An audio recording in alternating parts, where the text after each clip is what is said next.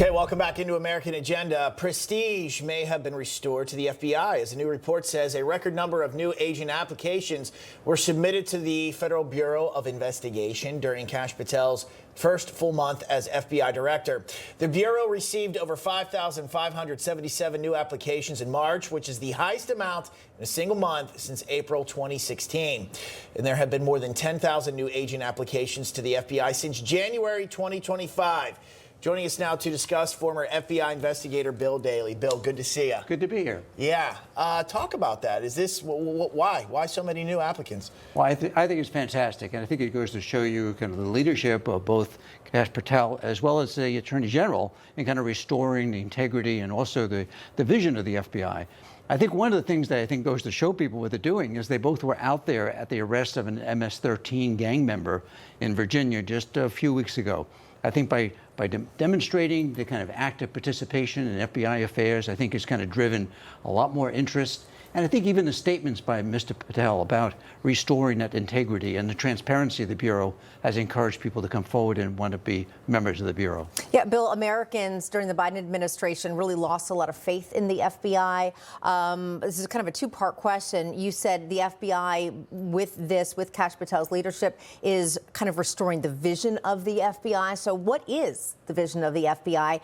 And do you think this will be able to restore Americans' faith in the FBI?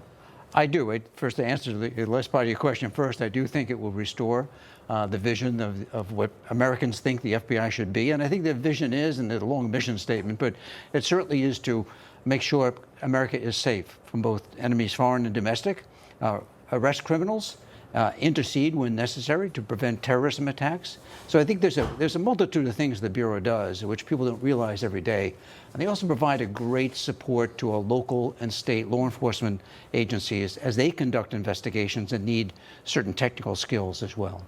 Bill, do you think the FBI had kind of lost its way and or the leadership that was previously there led it down a straight path and abused its abilities?